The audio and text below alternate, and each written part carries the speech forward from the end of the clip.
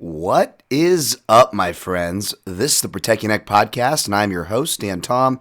Analyst is work you can find over at MMA Junkie as well as linemovement.com. But on this here program, the Protect Your Neck podcast, we break down high-level MMA. That's what we're going to do here today, tonight, whenever you're listening to this. Hopefully it's before the fight, as I am recording this Thursday night on West Coast Pacific time for a show that's specifically going down in my backyard here in Las Vegas, UFC on Vegas 12. That's right, UFC of Fight Night 181 now, UFC on ESPN Plus 39, UFC Halloween, as I may not have used in the intro, I don't know, we'll see. The usual Dark Knight intro, maybe I'll sneak in another song here, as we're going to be breaking down that card from top to bottom. Of course, as per usual, folks, check the timestamps you're listening on Apple Podcasts. Thanks for the 5-star ratings. Been seeing more of those. Got to check if there's any reviews to accompany those. Either way, I appreciate you. Or if you're listening on YouTube, the YouTube version of this, you can give the video a like. Please subscribe to my YouTube channel if you have not already. Daniel Tom MMA, and you can always just check the show notes for both for the timestamps where the breakdown begins. And if you really don't want to listen to me, which again, folks, I don't blame you. Thank you for taking the time to tell me what you like and what you don't. But, man, I give you the option, every show format, to make it short or make it the shortest and just steal my knowledge for your own reference and wallets, hopefully. So please, no offense taken, skip to the end if you want for all my picks and plays. Going to be even a shorter episode probably, even though we're not doing this on the Friday morning. I really overbooked myself this week. So I'm probably going to... Well, I'll get to the next top 5 as it pertains and remind you guys that I am going on a vacation starting next week. But pre-recorded top 5s, or a pre-recorded top 5 will be released next week, and I'll be recording the episode that I teased there with Evil Greg Jackson, Phil McKenzie. Early on next week, you will check the social medias, I hope, as I will hopefully post on all 3 this time, as opposed to just Twitter at the PYN Podcast for all 3, so you can chime in for the top 5 when I drop that topic for listener lists. Bellator 250 just concluded. We already recapped. I did a special recap after party show. Thank you for joining me on YouTube and otherwise for UFC 254. I'll touch on a few notes there, but yeah, Bellator 250 just ended. Pretty recently, actually. Gegard Mousasi retained. Couple fights were removed from COVID. I have not been drinking, folks. I don't know why I'm mixing up my words. I am having some Mexican Coke, though. Mexican Coca-Cola. Get it straight, folks. No, not the other stuff. Just some good old glass bottle. Mexican Coke. I was never a soda person, and it's terrible. I should stop, but my goodness. Little refresco, especially when you can't have the caffeine late at night through coffee. Or at least I can't, so I'm cheating right now. A lot of the card got pulled. Mousasi did beat Douglas Lima. Unanimous decision. Had some crazy decisions, all night. Of course, it's an athletic commission, especially, one headed by such an esteemed gentleman like Mike Mazzulli, who showed his class and character, using quotations in case the sarcasm is not coming through, to Brandon Girth. So, shout out to Shaq. Brandon Girth. At Shaq, from my man Shaq over there from Fightful. But yeah, Brandon Girth, right? No kidding. Those sweatpants left nothing to the imagination. I need to stop that talk because there's more than enough coming your guys' way if you like that sort of talk. As far as top 5 thick fighters go, as well as a Mousasi joke, which would have been apropos for now, but you guys will have to wait for Ben to give that next week. Mousasi beat Lima. I had it 48-47. It could have gone a bunch of different ways. It was another one of those scorecards. And, most people on my timeline, thankfully, were sensible. But just on the timeline in general, whether it's me or not, you just get so many people that are just looking to argue. And as if there's not enough to argue right now, folks, right? Jesus, it's too much of that stuff. And it's just silly because... if they're arguing with me, it's like usually I agree with them in the first place. I'm like, who are we shouting at? Not that anybody was, but B, what just upsets me is when the things people choose to get mad at, it's usually not the craziest thing of the night or the craziest decision we've seen that week, or in this case that night, because we had a split 27s going the complete opposite way thanks to Doug Crosby there in the Gertz fight, in fact. But so it's just kind of funny. Like, I mean, don't get me wrong. If it's a really atrocious decision, yeah. But like outside of the fighters themselves, unless you're a big bettor and it's a really bad decision, then like fuck yeah, man, bitch all you want. I ain't gonna give you crap.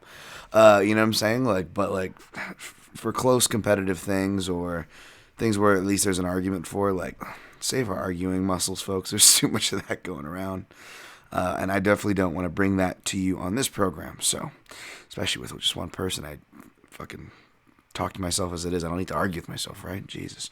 All right. But, you know, I knew Mousasi was going to win, not just because by decision, not just because that was just the breakdown I did over at MMAJunkie.com. But Mousasi was coming out to a little bit of hate. You know, he comes out to different stuff, but I love when he comes out to hate or glory by pardon the pronunciation, but like Gaseffelstein or something. It's like some house or music, and it's just like you don't know if he's walking into a cage fight or, you know, a gay club in a Gaspar Noé film. Like, it's that kind of a song. You know what I'm saying? You don't know what's coming your way, but it's great. All right, Dan, we get it. Let's move on to the breakdown. I'm still a big Lima fan. I was kind of hoping I was wrong that he would upset. I mean, I wouldn't have hated the decision went his way, but that was cool that Musashi got it. And apologies, folks. I'll still be doing writtens, you know, for the main events for Bellator, but like, not that this podcast does too much Bellator anyways, but with their moving Thursday time, we'll see, because that's right around when this podcast gets recorded. So that's all for Bellator talk. I want to give a quick shout out to my colleague over there, MMA Junkie, Dave Doyle, who corrected me on the histrionics. Of course, he is someone who can. He has been around and covering this dang sport for a quite hot minute, longer than most. But I always reference like The Rock as far as showing up backstage UFC 84, which was a big deal, and he did do it specifically for BJ. However, albeit for promo work, he was there at UFC 60, the Anaheim show with Matt Hughes. Excuse me. Royce Gracie, I believe that was, which makes sense because that was like a 10-pole show. If we're gonna use the Coker terms there, that was a big show. So that would make sense that The Rock would be doing some promotional stuff there. So I got to be careful when I cite that, and I want to give credit where credit's due as far as that correction goes. Thank you, Dave.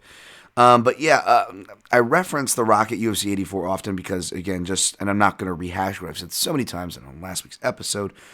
But with, as far as like the GOAT talk, I still don't believe that enough history is taken into account for. There's more things than just the fighting style. Like, I get it.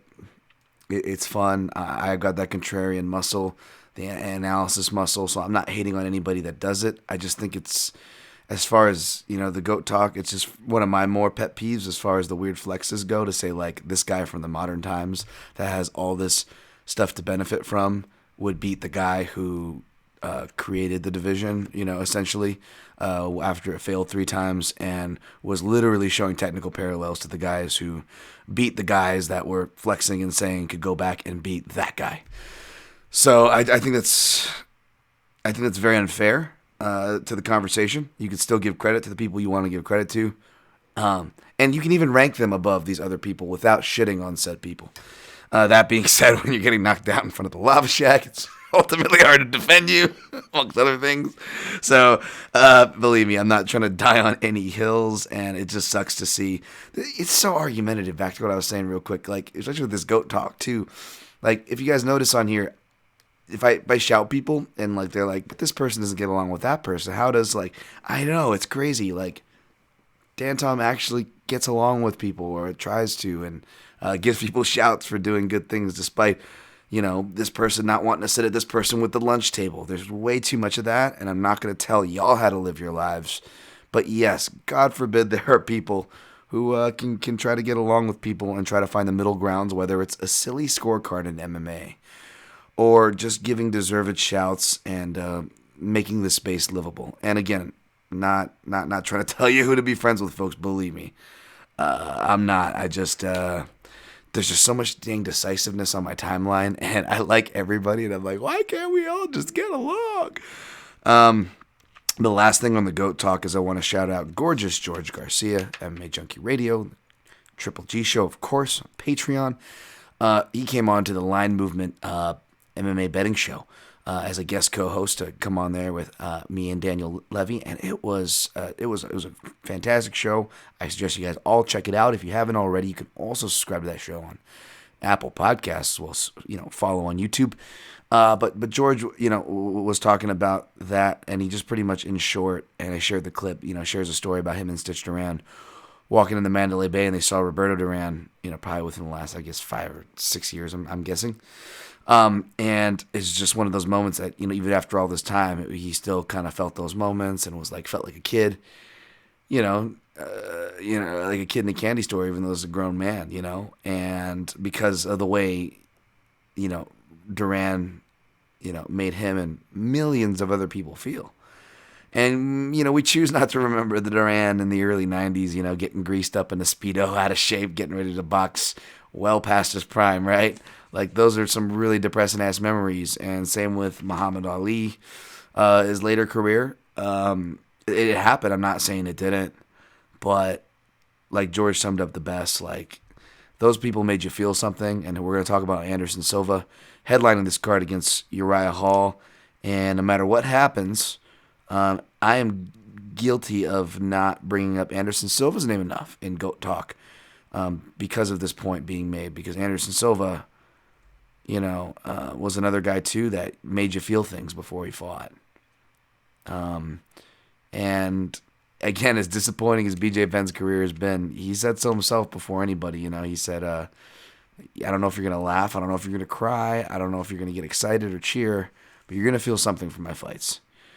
And that was true. And the thing with the guys I like the Fedor Emelianenkos, the Anderson Silvas of the world, the BJ Penns, and it's a caveat for Fedor because of his ridiculous management that prevented a lot of fights. But for the most part, they were not afraid to be the undersized, the smaller man. They were not afraid to fight random no-names. You say, oh, Fedor fought. You can look at it like that, or you look at it like he also was risking his legacy against freak show fights or, relative no-names. James Irvin moving up 205 to fight James Irvin. Who's risking more there? Anderson Silva certainly was. And, of course, we all know BJ Penn's courageousness that ended up biting him in the ass, of course, right? I don't know. I just value that. I value that a lot. I'm not saying you should. I'm just saying I do. And it's okay if you disagree with me. And it's okay that other people have a different opinion than you. It's super subjective. That's why you seldom hear me talk about GOAT or pound for pound talk. And if you do, I'm reminding people of the categories that often go undervalued or many times not mentioned at all. Or as far as pound for pound, you will hear me parallel the auto industry because, to my knowledge, that's where the term comes from. At least they were using it before combat sports, not just MMA, but even boxing, I believe. Early auto industry and that whole arms race. They were trying to say, well, how was the handling, not just the horsepower? How does that match with the torque? The torque to the handling, to the overall horsepower, the durability of the vehicle, the reliability, and it wasn't just one thing. And that is the overall point. I'm not going to die on a hill as far as who, but that's it. All right, under 15 minutes. Let's jump to the breakdown.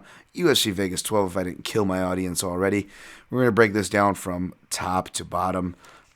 Shout out to the Verbal Tap Podcast and the Sound of Violence Podcast at TSOV Pod, who gives me too much mention, but I got to give them a shout because they deserve it at least. All right, breakdown. Here we go. 15 minutes. Pull up some odds and ends here. All right.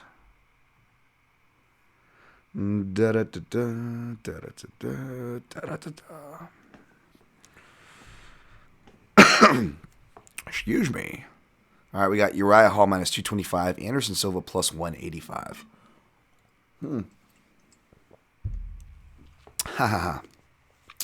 Main in-depth breakdown is going to be up at MMA Junkie. I think the video's already out. I was a bit late with everything going on this week to get the written part of it out. It's always a bit sluggish for me. And so that should be dropping as well. So don't worry for those people who appreciate the tradition. Singing more Fiddler on the Roof songs again. Shout out to my Jewish brothers and sisters. All right, so we got Hall. I essentially picked Hall, and I picked him inside the distance. I would probably usually go contrarian, either pick decision or later in the fight. Because I picked Anderson Silva, or I picked Adesanya to beat Anderson Silva by decision, which seemed like a surprise to people for some reason before and still after. But again, something that I presume that Hall, or at least I would not be surprised, I should say, I'm picking Hall. I would not be surprised if he's as susceptible to it as Adesanya was as well, where, you could really lobby the criticism of, were they asking for autographs in there, to quote, my co-host, or were they, kind of just struck by the fandom. Like I said in my breakdowns, he's Anderson. I love Anderson Silva, but the man's a con man in there. He's still one of the craftiest foxes to trot across the forest that is the landscape of MMA, folks. Whether he's stalking you or smirking or smiling, everything he's doing or even not doing is for a reason. He can make a lot out of very little. We talk about these guys, the Alistair Overeems of the world, Vitor Belfort. If you look at that Nate Marquardt UFC 211 fight, quoting a lot of guys who could fight from southpaw here and have been around for a while, but that savvy veteran striking where they know how to win rounds off of landing very little. They just can win them off of moments. Anderson Silva is absolutely that guy. He still is that guy. Of course, he's not as effective. He's not as dangerous. He's not as consistent. But at his heart, that's kind of who he is. And the dangerous part, obviously, of your style being navigating high-risk situations is that, of course, as we know, stereotypically anyways, speed is the last thing to go. So that could be the difference here. Uriah Hall, is no spring chicken at recently turned 36, I believe. However, it is middleweight. He is still a very athletic individual. Not at the risk of sounding, is it racist? Racist. I hate using that descriptor. It feels really lazy and borderline racist. But Uriah Hall is still very fast. I don't think anybody can deny that. And what I like about shifting shop over to Fortis MMA is that Coach Saif Sayoud seems to have him back on his jab, firing that. That's always been a weapon that I love, like going back to his Thiago Santos fight, his Ron Stallings fight. Ron Stallings, that guy looks like he was teleported from 1986. Where'd they pull that guy from? Dan, don't be a jerk. I'm sorry. But yeah. So I like that he's back on that. And one thing that surprised me, I didn't realize when breaking him down before. It's been a while since I've done an in-depth, and perhaps that's why. Is that Uriah Hall quietly is consistent with the leg kicks. It's not uncommon within a 3-round affair to see him not just throw but land in the 20s to even 30s sometimes. Even against southpaws like Krzysztof Jotko, who he beat, but in case you forgot, was getting tuned up for the majority of that fight. So pretty impressive, all things considered. Now you factor that in with Anderson Silva. Of course, he's had, and justly so, insecurity, throwing offense as well as absorbing offense with really both legs, frankly, as far as that goes after the gruesome injury sustained at UFC 168, of course, in the rematch to Chris Weidman. And crazy you mentioned Chris Weidman. Both these guys have similar losses in similar fashions because both are, and Uriah Hall less so, more fundamental, which I think is going to help him shine through here. But yes, both guys can be very reliant on that head and trunk movement, their reactive creativity that they love and fall in love with offense and make people fall in love with them on the highlight reels at least, can really cost them defensively. So it's good that Hall seems to be trying to shore up more of his fundamentals defensively as well as offensively.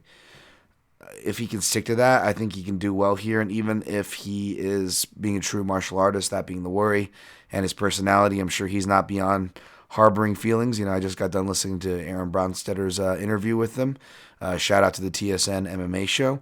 And yeah, it was like, even to start off the bat, he's like, just another fight, just another, and I appreciate that, but it was like one of those obvious, overly, like, you could see what he's doing, which is almost like admitting that anyone from my dumbass suspicions to any other joker that wants to throw him out there, yeah, maybe there's something there, right?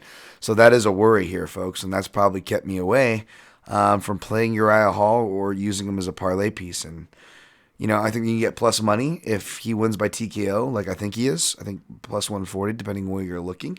I think it's going to be a leg kick TKO by the third round, which is my official, because even if he is a bit hesitant to hurt Silva, I'm honestly not sure how durable he is at 45 years old and coming off these leg kick stoppages,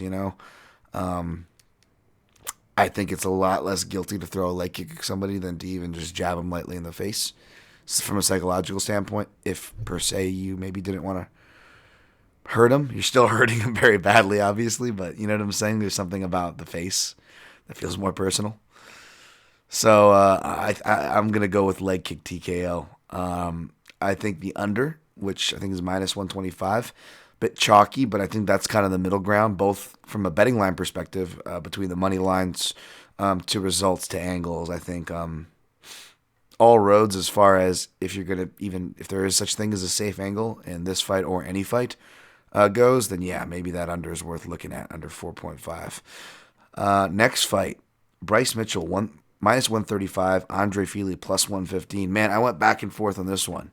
I don't really have to admit it because for staff picks, because someone who's on the staff picks with me was on the betting show with me, that is Gorgeous George, where I picked Andre Fili, but have since moved with the public, even though the public actually is bringing the line a bit back tighter to earth, because this is a pick 'em fight to me, in my opinion. So in that case, you could definitely justify a case for the underdog, and perhaps that's why I lean that way. Love my Polynesian brother too, Andre Fili. Pizza for Fili, eat one for Fili. Underrated Fili, underrated with the wrestling. You can see in the Dennis Bermudez fight, Fili got some nice jab in that Miles Jury fight, Fili, but tends to fight close if he can't blow guys out of the water. And Bryce Mitchell, although I don't see why he can't be knocked out like anybody else. He doesn't have a giant Khabib head or anything like that. However, he does have that, kind of grappling heavy style where your striking exchanges are going to be super limited. And in the smaller cage, it's going to be even more limited, which kind of swayed me. That, and it was kind of a clutching pick.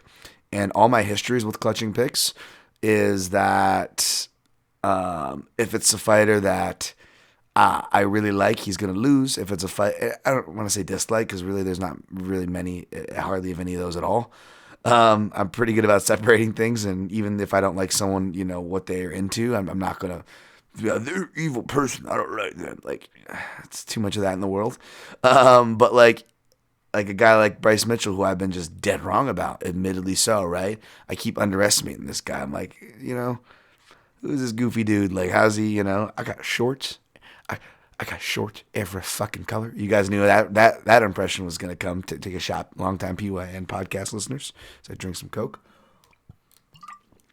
But it's like, okay, this ain't going to last forever. So I almost feel like this unfair bias against him. I guess that's what I'm trying to say with Bryce Mitchell.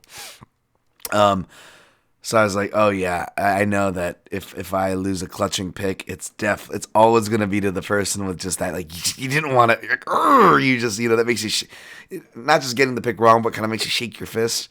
So I'm like, you know what, I can already see this loss coming. If I'm wrong, I'll just be wrong with everybody else, which is always easier to do, right? But no, honestly, it's that small cage, it's the style, and it is the consistent fight-to-fight improvements. That's part of the reason why I keep getting a wrong beat on Bryce Mitchell. Since he came off the show, he just keeps getting better, I had that loss to Brad Katona burnt into my head, and talk about guys who, I have a bad beat on. Brad Katona's another guy I have a bad beat on. So, you throw two guys that you have bad beats on, and they have questionable wins or losses over each other, it totally just fucked up my read, man. It really scrambled me. So do not follow me on this fight. However, I do think it's fair to say, regardless of what side you're on, that I think we can agree that this is a money line or bust as far as betting angles go.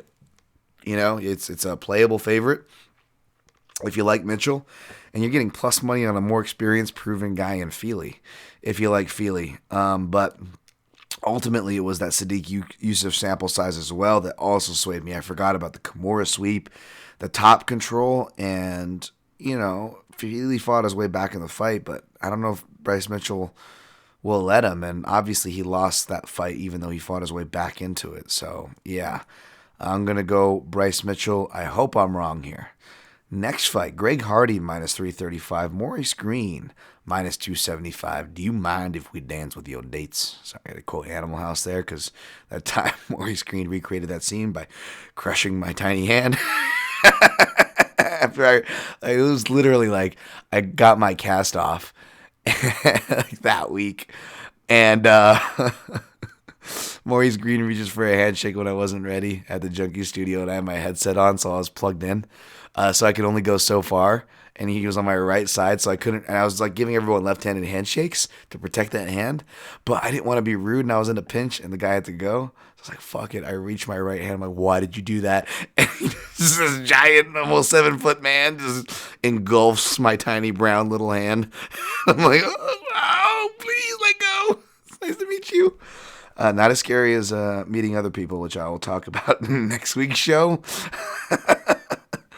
But I will always remember the Crochet Boss for that. Would not be upset if I was wrong here and he won, but it was hard. It's hard not to pick Hardy, even at these inflated odds. Like I always say, you should always squint at over a 2-1 spread on a heavyweight fight, even if, but especially if they are not proven products.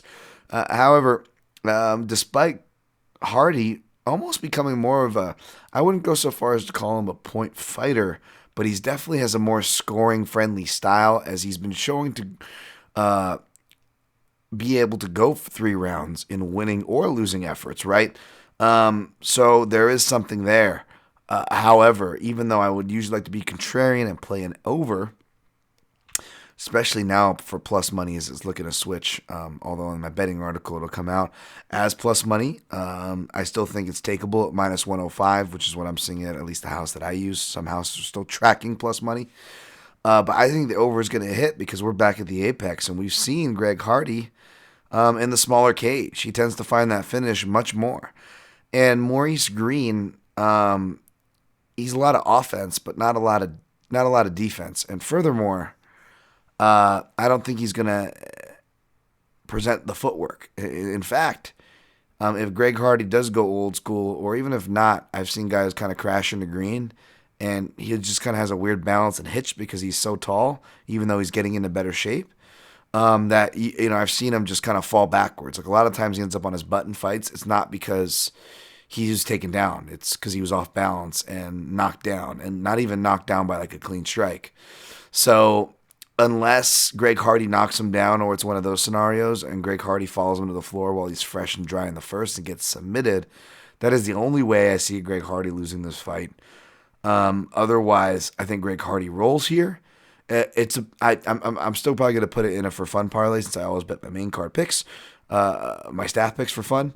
But like small, obviously, folks, relax. But like, I feel like the middle ground here, at least the shot and the angle I'm going to take, you don't have to follow me off that cliff, but I'm on the under here, 1.5 for plus money, especially if you can get it at that. Definitely don't hate the sprinkle. I already played it. I think it cashes here, regardless of who wins, but I think it's Hardy by TKO. Next fight, Bobby King Green, back up to minus 320. Thiago Moises, plus 260. Again, you guys know where I'm going here, folks. You guys know where I'm going. Bobby, the king of quarantine green, baby. He cashed with the green quarantine parlay. He cashed even before that for us. Bobby Green has been good to the Protect Your Neck podcast and the Line Movement Familia. Hopefully he's been good for you too. And not to pat myself on the back, especially if he, God forbid, goes out and loses. Not good. It doesn't happen. Again, Green and Kevin Holland, who gave us a close scare, and I wasn't as confident in his original matchup. Obviously, it's only going to be pretty much unbettable chalk once a late line gets released on Charlie on Tiveros checking notes. But I said guys specifically like Bobby Green and Kevin Holland are going to do well in this pandemic era because they can talk shit to get in their opponent's head, except even if the judges don't like it, which I have that theory of close rounds, they'll score against shit like that because they're human beings, whether it's fair or not. The counter to that is, even though they hear the shit talking better, they hear the shots landed better. Bobby Green, most people are focusing on his low hands or his crap talking, but they're not seeing that they're trying to get in his opponent's head. He's getting the throw because he's a counter striker who is effective from both stances, from start to finish. Coming forward, off the counter, he can make hay. And he's been really feeling himself. I mean, we're just seeing everything come together from the clinch. And if he wasn't underrated enough as a fighter or as a striker, he is criminally underrated as a wrestler and scrambler, folks. I mean, I should have gone even bigger. Despite, calling it and, thanks for the props on the last one. But really, no, I don't even know if I could take it because I still feel like I should have even went bigger. And it seemed like the public kind of learned because this opened at minus 250 and got bet up to where the line should have been bet up and open to in his last few fights. But I think the Moises name generates some respect because he checks all the boxes. He's the young guy. He has the hype from the regional scene. He's got the Brazilian Jiu-Jitsu black belt. His dad brought him in and indoctrinated him into martial arts. He's got the cross-training at American Top Team. The Instagram game is on point. But I'm not fucking convinced when I watch the dude fight. Ever. He has moments. There's no process there that I'm convinced of. I don't like the boxing. I think his counters are pretty wild. Unless he hits him with a wild counter or a head kick from the open stance, I don't think he's going to do it. And he's faced some goddamn good head kickers, win or lose, in Edson Barbosa or Josh Thompson. That is the king, Bobby Green, who is still in his prime despite all his experience. Maybe toward the end of it, sure, but still in his prime. And I think he's going to put a sunning on this young kid. Moises is 25. He is in the age where improvements are expected. And again, putting the unfair, which it's always unfair for these kids to get hype, folks. Nothing personal against Moises here. If anything, sympathy. However, I don't know. I don't see it, man. I'm not impressed. Furthermore, you look at all his losses or bad moments in fights. This kid does not do well against southpaws. First loss against Jason Knight, back when Jason Knight fought a lot more southpaw early on in his career. Then he fights Robert Watley, who schools him. Watley's a southpaw, not nearly better the level than his resume gives him credit for. I'm not trying to shit on the man, but let's be honest, not the kind of level that Moises is trying to contend with and being matched up with already. And now loses to, who else was another southpaw? Beneil Dariush, of course. Benny, which wasn't, crazy, especially in hindsight or foresight, right? And yeah, he beat Michael Johnson, but he was getting schooled for the first round by a southpaw. Until Michael Johnson gives a fight away that he's winning by submission, which happens all the time. I liked Mr. Turner in the last fight because he too could fight from some southpaw stance as well. And I was going to pick Turner there. I'm picking Bobby Green here. The line is wider here than it was with Turner, as it should. And I know Bobby Green wants to fight so much, so it's not the organization disrespecting him per se. I'm just saying in general, I'm just disappointed. I wish he deserves bigger names, like after proving himself for the umpteenth goddamn time. So in case you can't tell, your boy here went big on Bobby Green on a parlay that's going to come out on the line movement betting sheet. And I'm waiting for some movement here to see if I can maybe go get a little lower. I think that if people were as confident as I was, I would have seen it by now. I don't think, knock on wood, we're getting higher than minus 320. So I'm going to wait for just a little bit of a droppage. I'm going to try to get to minus 300 or under. And either way, even if doesn't get there, let's just say I'm going to smash this line larger than most people max bet. And that's Mr. Small Bet Dan Tom. Not saying you need to follow me off this cliff. I'm just saying. Sometimes you got to pick your spots, and if you keep getting proven right on a certain trend, and they're going to give us a similar matchup, obviously Moises much better than Patrick, much different fighter, folks, but let's be honest, a similar matchup. And Moises ain't a game over ground game, he went for the leg lock, that was great. That wasn't very IBJJF, where most of his accolades in the gi are, but I'm not very big on IBJJF competition. for many reasons now, I guess. But, as far as what they breed, it's just more of that positional. And I know I'm getting into the gi world, so I really need to stop talking shit and embrace it more. But it's more of that positional sport jiu-jitsu stuff that I'm not really as much of a fan of. As far as the catching as catch can, the violent art. All right, Dan, this isn't a standing grappling arts podcast. Next fight, Alexander Hernandez minus 420, man. Chris Gritzmacher, Gritz, plus 335. Grindy Grits, if you can't tell the way I said his name. I was looking for a reason to bet the dog here and sprinkle on him, but Alexander Hernandez, Gritzmacher's got underrated Muay Thai clinch and body work, so the fact that he's going to Factory X / a Muay Thai centric camp, that's familiar, is a very good move. So I like that Hernandez spent a lot of time there. Was at Fight Ready before. Looks like he's been training all throughout the pandemic, despite us not seeing him during this pandemic. Same with Gritzmacher, although more of a makeshift camp. Like I said, it's a shot on Fredson Pajau. But if you see Fredson Pajau in your camp, you know it's a makeshift camp, considering you only see that guy really in Roy Nelson's camp for the most part. And Roy Nelson is, to his own devices, man. He does it himself, so it's not a diss. But, he constructs his own camp. So we'll see if that works better for Grits. And again, not a shot at any of those guys. I'm just trying to highlight that parallel. As people know, there's, Chris Gritzmacher has not had the best history with certain camps before. So that's the only reason why I bring it up. Not to S on anybody, but it's because it's relevant. But speaking of not to S on anybody and risking getting your ass kicked. Oh, man, I was just looking at Gritzmacher. I'm like, that is a scary guy to have coming after you, man. I mean, especially in those fights where he just has like some type of a dreadlock haircut. I mean, he is the trolliest looking cat, right? I mean, it's just terrifying. And I'm not talking about like internet troll. Like, I'm talking about, he looks like he helped Jennifer Connelly through the Labyrinth maze. Jesus, Dan, you're going to get your ass kicked. I'm sorry. Wow, Labyrinth reference there. David Bowie, huh? Speaking of pants that left nothing to the imagination, Dan, can you just focus on the breakdown? Stop making inappropriate jokes. All right. I'm sorry, folks. Basically, in short, I'm still going to pick Hernandez here. I'm not playing him. I wasn't going to play him in the minus 300s, much less the minus 400s. So I'm going to revert to the advice on the Line Movement MMA betting show, in case you haven't heard it already. Shouts to my man, Gorgeous George, who just said, man, wait and see how Gritzmacher looks in that first round. If Hernandez, who can blow his load sometimes, goes hard and gets like a definitive 10-9, but not like a 10-8, then, you're probably going to have a real tempting line to go toss on Grits, who's already a ridiculous dog as it is. So I think that's the safe way if you're looking to play Grits. If you already played him, I don't blame you at the line. You know what I'm saying?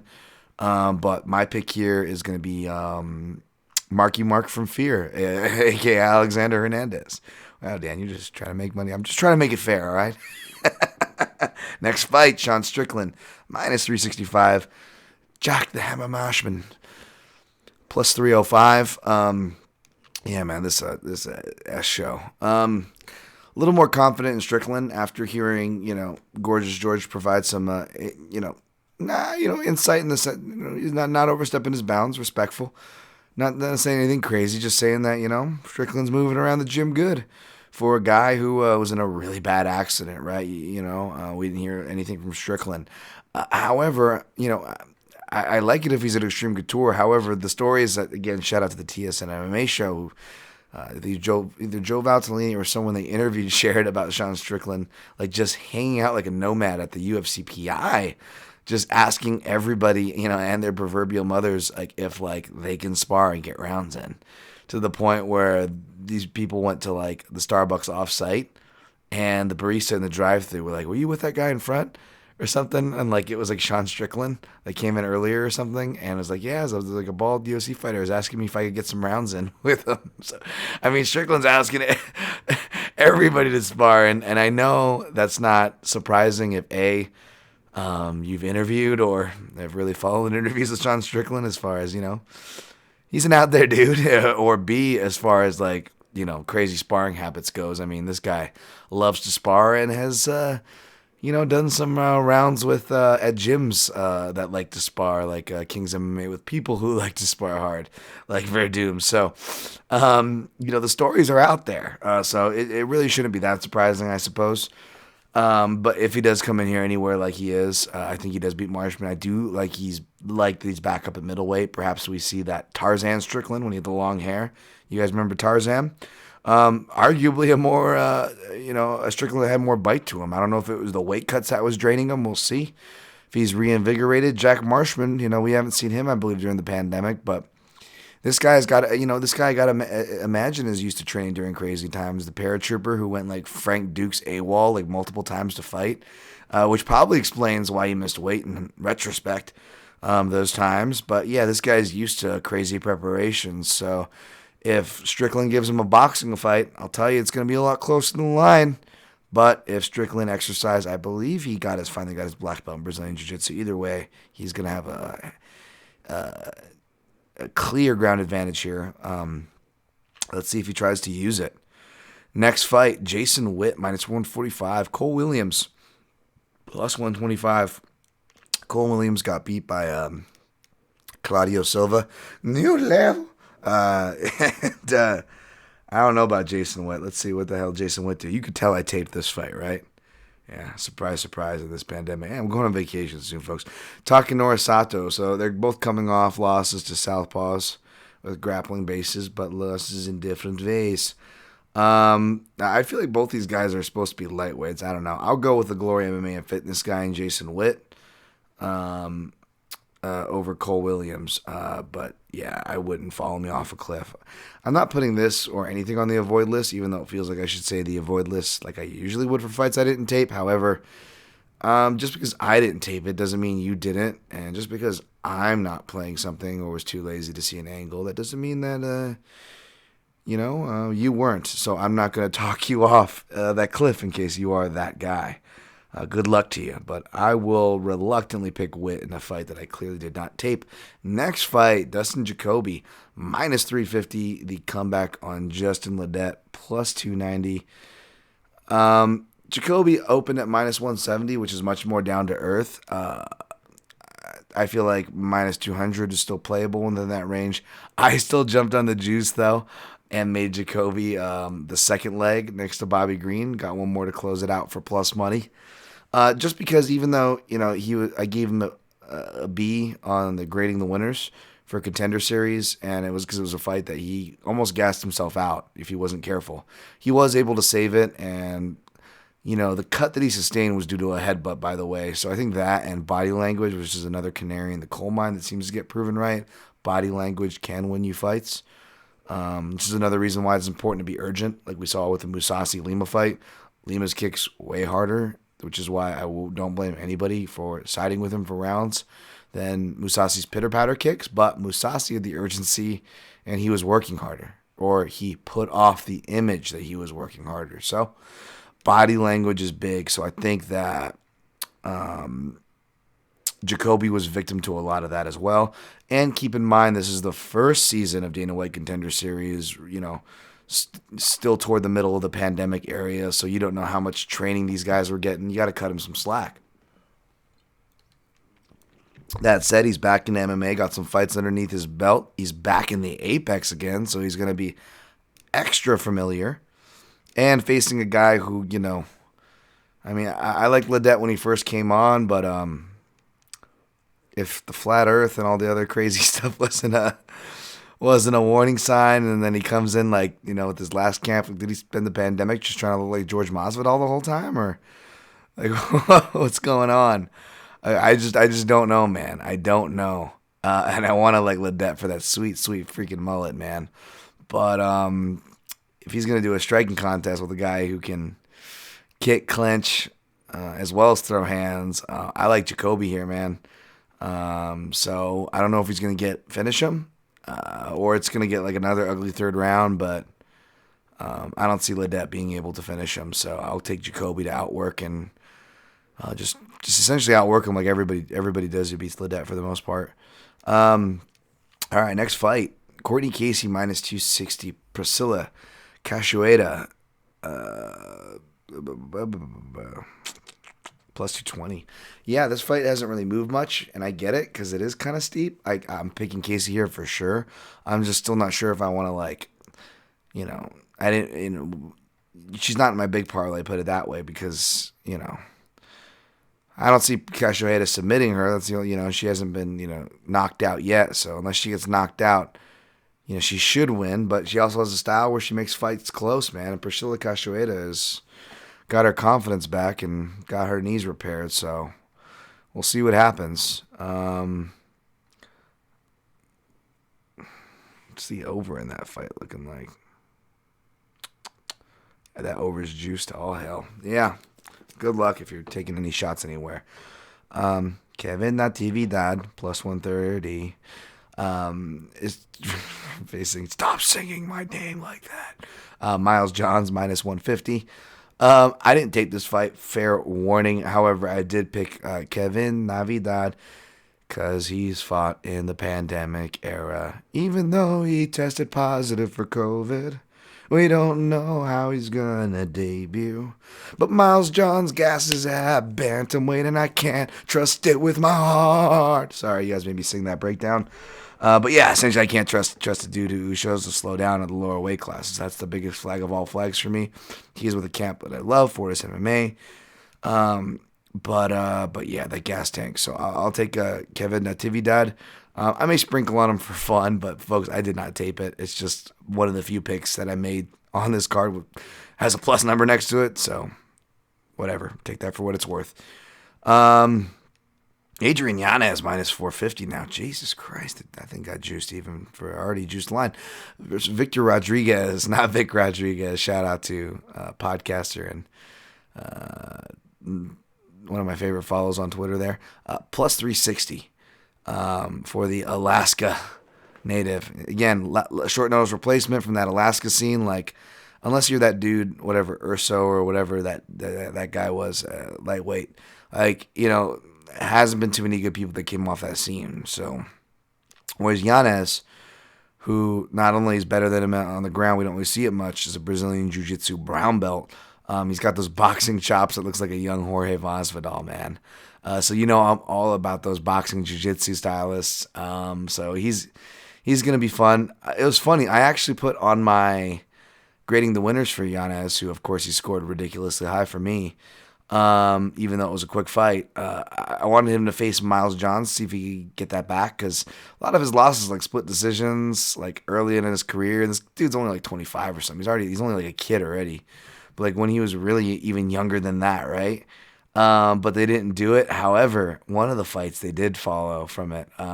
Jacoby. I suggested Justin Ledette, and the matchmakers put that one together. It looks like it's always cool to see when I'm able to get it right. I went Adrian Yanez. I think he was like closer to minus 400 to be honest. And I think Jacoby was closer to minus 300 along with Green, something like that. I think so. That's why it was like plus 109 or plus 110. I put just 3 units on that for those three. That's stupid. It's a 3-leg parlay. It's a parlay in MMA. Don't follow me off that cliff. Don't be mad if it doesn't cash. I can't be mad because it's a madman's game to even be parlaying MMA. But I'm also honest for better, mainly worse in this podcast. So that's what I played. Lastly but not leastly, Kevin Holland, who I was going to pick but not as confidently against Mahmoud Muradov, who tested positive for COVID. In steps Charlie Ontiveros, who just generated a whole bunch of like Yu-Gi-Oh! Early 90s rap album jokes. I can't hate. He's handsome. He's more handsome than I am. So good luck to him here. But I'm going to take Kevin Holland. All right, that's it. How did we do? 40 Jesus, still longer than I thought. All right, recapping from top to bottom. Taking Uriah Hall over Anderson Silva. Taking Bryce Mitchell over Andre Feely. I got shorts every fucking color. Taking Greg Hardy over Maurice Green. Taking Bobby the King Green over Thiago Moises. Taking Alexander Hernandez, a.k.a. Mark Wahlberg from Fear, over Chris Gritzmacher. Taking Sean Strickland over Jack Marshman. Taking Jason Witt over Cole Williams. Taking Justin Jacoby over Justin Ledette. Taking Courtney Casey over Priscilla Cachoeira. Taking Kevin Navidad over Miles Johns, taking Adrian Yanez over Victor Rodriguez, taking Kevin Holland over Charles Ontiveros. Played green Jacoby Yanez at plus 109, plus 110, neighborhood of 3 units. Didn't play anything straight, may sprinkle on Navidad. Took props, Hardy Green under plus 105 for half a unit. And for a quarter unit, because that's all I had for my free play, I actually sprinkled on draw plus 5,000 for Hernandez Grits, because really a 10-8 early for Hernandez or a 10-8 late for Grits is also on the table. So I sprinkled on that. All right, thank you guys for the support. As always, I'll still be here even though I'm on vacation. Got a bunch of things still dropping, MMA and non-MMA actually, as of this night. So you'll probably see me post about that. In the meantime, you can support this podcast, which is free and will remain free, hosted by mixedmartialanalyst.com. To the right, you can find click-throughs for a PayPal if you're feeling so generous. Otherwise, go ahead and click through the Onnit for your Onnit shopping banner or the Amazon banner through your Amazon shopping. Whatever you buy essentially takes a small percentage of your sale at no extra cost to you, shoots it right back to this here podcast, and you can count that's where it goes. At no extra cost, or you can always just share, whether it's by word of mouth, positive ratings and reviews on Apple Podcasts, on YouTube. Please help me grow that one out at Daniel Tom MMA. Appreciate those of you who have already subscribed. Going to keep pumping out content your way, despite being on vacation, in fact. So good luck on your picks and plays this weekend, folks, and always protect your neck.